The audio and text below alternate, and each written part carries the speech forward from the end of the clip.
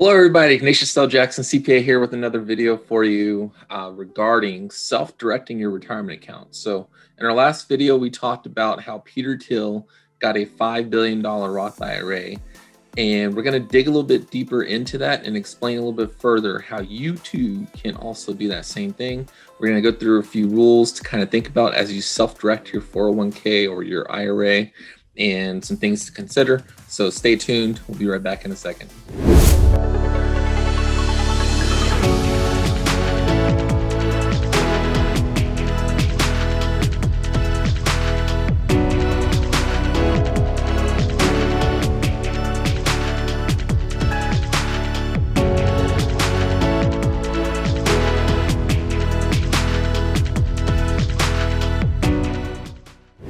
All right, everybody, and we're back. So today we are talking about how to self-direct your retirement accounts, your 401k, whether it's sole 401k, your IRA, Roth IRA, traditional IRA, whatever IRA you have.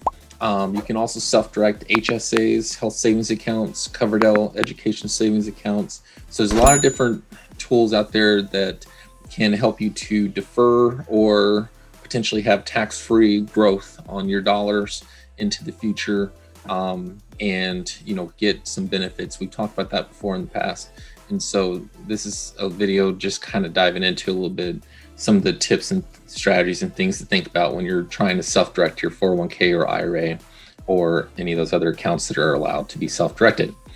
Okay, so today let's talk through a little bit more about what we're going to do there.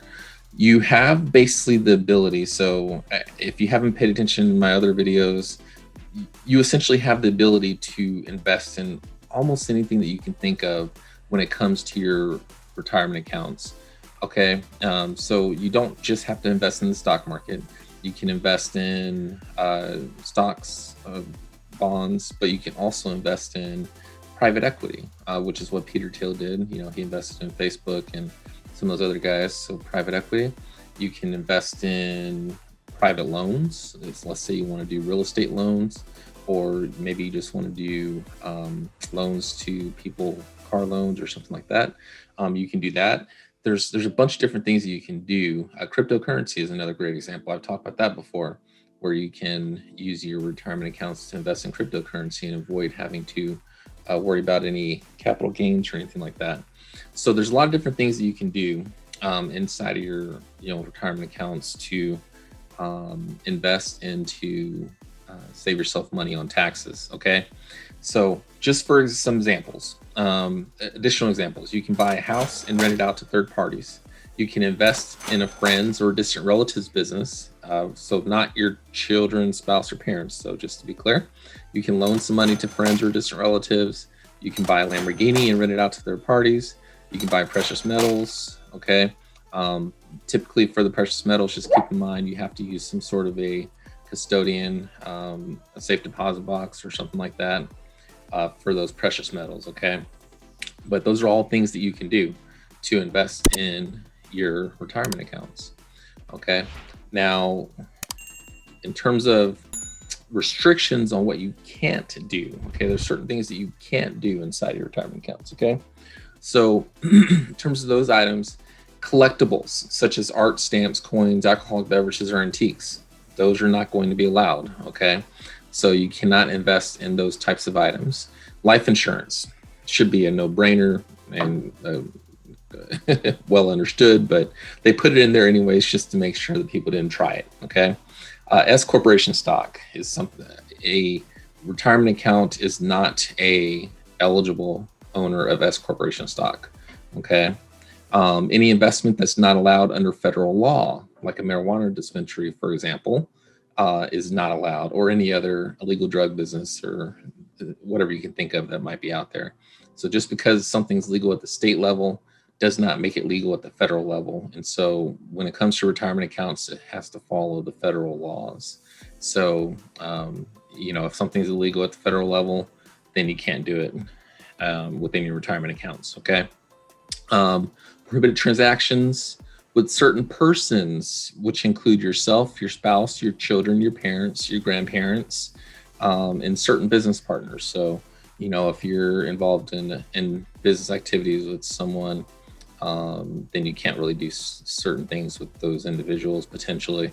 If you're involved with, let's say your spouse or your children have a business and they own more than 50% of it, you can't, invest in that because they own more than 50% of it.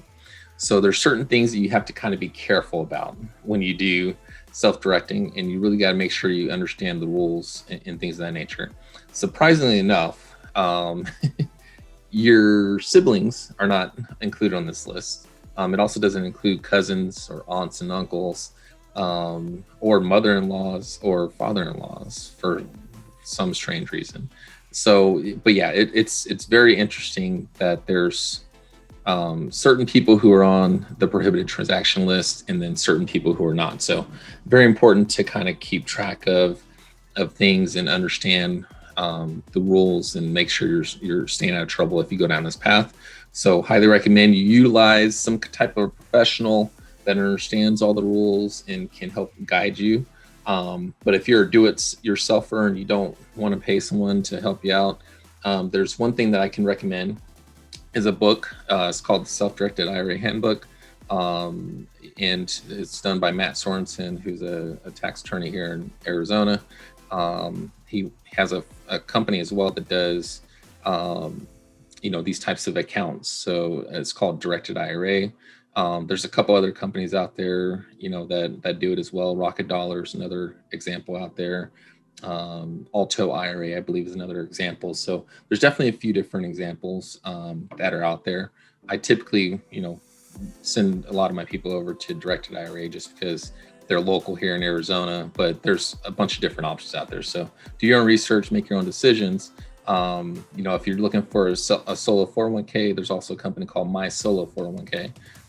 And so there's just a lot of different options that are out there. Just kind of depends on what you want to do and how you want to handle it. But each of these companies will typically be able to help you understand the rules. But at the very least, if you probably want to educate yourself, so read up, look at that. That's definitely one of the best books that I can recommend for you out there is the Self-Directed IRA Handbook. So they even do a conference every year. I think the next one's in October, coming up here in Arizona, in Phoenix, or actually I think it's in Scottsdale, Arizona. So definitely something to think about and look into if you're interested in learning more about it. And so a couple other things to note for 401ks: you can be your own custodian, or basically trustee in a sense, right? So you don't have to have a third party involved with solo 401ks, which is kind of interesting. For IRAs, you do have to have a custodian holding the funds. It's just various rules and regulations with the IRS and the tax code. So, however, I do not recommend that you do this unless you have a really strong knowledge of how to manage and oversee those accounts for the 401ks. You definitely want to make sure you are working with someone to help to keep you out of trouble. Okay. So utilize a company to kind of assist you and help you with managing that 401k plan. For IRAs, like I said, you must use a custodian. You can roll over funds from any other retirement accounts you have, into self-directed accounts. Now, if you're currently employed by someone where you have a 401k, for example, unfortunately, until you leave that company, chances are you may not be able to roll over any of your dollars outside of that plan into a self-directed account. So you'll probably just have to continue to be invested in those mutual funds or ETFs or whatever it is that they allow you to invest in for that 401k plan until you leave the company. But highly, highly recommend, once you leave a company, don't roll over your 401k into a new company. Let's say you switch companies. That's the perfect time to take those 401k dollars that you had in the old company and put those into either an IRA or a solo 401k if you have your own business. That way you have complete control over them. Once you have complete control over them, it just gives you options. That's the goal. You want to have options. Do a little bit of stocks and bonds, if that's something that you want to feel comfortable with, that you feel like, oh yeah, I want to hedge my bets a little bit or hedge my risk a little bit. So certainly do a little bit of that. But also look at some other options that are out there that are available to you. So yeah, you can basically roll over any of those accounts. The only thing you can't do is take a Roth IRA and put it into any other account like a Roth 401k or things like that. But otherwise, most accounts are pretty transferable. You can kind of usually roll those over and do some things. You can definitely take a Roth IRA and put it into a self-directed Roth IRA. You can roll it over from Roth IRA to Roth IRA. You just can't go from a Roth IRA to a Roth 401k or something like that. But yeah, you can have both Roth and traditional accounts, by the way. Okay, so it's not just a Roth account or just a traditional account. You can have both. So if you want to hedge your bets, you could do a little bit of both each year. You can do backdoor contributions if you make too much money to the Roth IRA. Okay, so you're not only just because you don't have the income, you don't meet the income limits, doesn't mean you can't contribute to a Roth IRA. I've talked about that before. You can buy rental real estate using a non-recourse loan, which will allow you to buy more assets with less cash in a 401k. Okay, so there's a lot of different ways that you can self-direct your accounts and take advantage of some of these strategies and save yourself some good dollars and money and time, and get your items going at a much higher rate of growth. Okay. Some other things to kind of think about. You can have LLCs within your retirement accounts as well that operate businesses and hold the real estate assets. You can take personal loans from a 401k up to $50,000 or 50%. So it's still pretty beneficial to have these types of accounts, right? And just kind of keep in mind as well that you should probably update your plan documents annually at least, things of that nature. So anyways, a little bit more about that. The penalties for failing to comply with self-directed IRAs are pretty stiff. So you basically lose all of the dollars and the advantages of that account inside of your IRA. Okay. For the 401k, you would just basically lose the transaction value of what you did that was prohibited. So definitely, like I said, just make sure you know the rules, make sure you talk to a professional that understands the rules and helps you out, and continue to do that self-directing and continue to live the American dream. Okay. So hopefully everybody enjoyed the video. We'll be back with some more awesome tips and tricks and all that good stuff with you later, and hope everybody has a good day. Talk to you later.